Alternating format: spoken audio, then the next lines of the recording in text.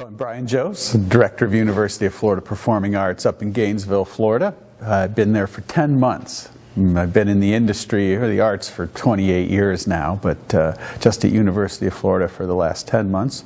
We do about 45 to 50 presented shows a year, multidisciplinary presenter. We bring artists from all over the world across all the disciplines.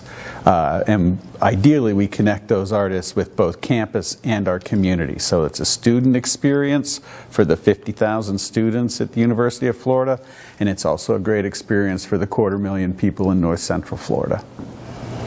Prior to being associated with the University of Florida, then where did you come in from? Right. So in university presenting, before that I was at the College of St. Benedict and St. John's University up in central Minnesota for 7.5 years, and I was part of the original team that built the Clarice Smith Performing Arts Center at the University of Maryland from 2000 to 2008. So that's how I cut my teeth in university presenting.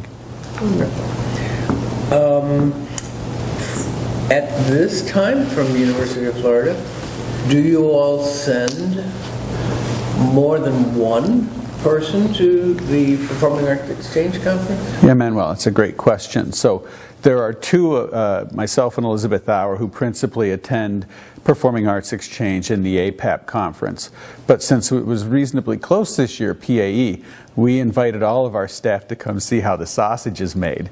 And so we're going to have a number of staff members down here for one day to see how we do, what we do, why we do, to start to understand our relationships in the industry. I think it's going to be a great professional development experience for them. In advance of coming, is there anything you do to prepare for what you will do when you're here? Because time is so critical, we really put a premium on ensuring that we get to see the most people to cement those relationships and build those relationships as possible. So the emphasis is on planning. The emphasis is on making sure that we get the maximum number of connections in as efficiently as possible in the minimum amount of time. Do you attend any of the professional development sessions? Do you focus mostly on the exhibit hall? Do you like to see any of the independent showcases, the juried showcases? Right, and the answer is all of the above. So when I'm here, it's such a short period of time, I try to maximize it. So I'll have meetings from 8 a.m., but also try to do professional development. Because I'm on the Arts Presenters Board, I also have conversations and meetings that have to do with APAP as well as PAE.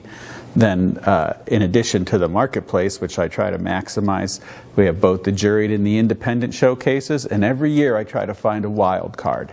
That's I look for something that I normally wouldn't present, and I try to find something that's out of my comfort zone or out of sort of our usual MO, and almost every year I find something that ends up on the next season or two. Yeah, I am part of the Florida Presenter Consortium with Chris Hecox and Numa, and I found that to be very beneficial, although I'm still something of a newbie. What does your consortium do? Well, ideally, as with any consortium, especially in a big state like Florida, there's presenters of all spectra within there. So we've stratified into a whole host of areas, and there are a number of us that tend to do multidisciplinary work, that have a budget to bring sort of touring artists that also push the envelope, as well as Broadway and traditional work. So we band together and are able to do some interesting routing that helps everybody. What advice would you have for them as to similarities, differences? Should they attend both? Would it be best if they do attend both? But if not? My advice would be to attend PAE first and start to build those relationships. Because once you get to the APAP conference in New York, it's so large that I think it's not as effective of a place to make the original contacts, but it's a magnificent place to build those relationships and, of course, to see more work and more varied work. But PAE gives you that chance to understand how a conference works, to build the relationships and get yourself comfortable for APAP. You attend a regional conference. Yeah. What are the one or two things you enjoy most doing or are most important to you to get done while you're there? Right. Two things. One is to really start looking at a year and 2 years out, so 17, 18, 18, 19 in this case. I think that's really fertile ground and a fertile time to do that. The second thing that I really look forward to out of the regional conference is you get to know the artists in your area. There tend to be artists showcasing that are from, in this case, the Southeast or from the East and Southeast. And those are the people that you can build a relationship for the long term, that you can have recurring engagements that really speak to your students in your community. I love that part of regional conferences. Anything else you'd like to share with us? I think we're extraordinarily lucky to be in an ecosystem and a business that we're in, and it's really about what you make of it.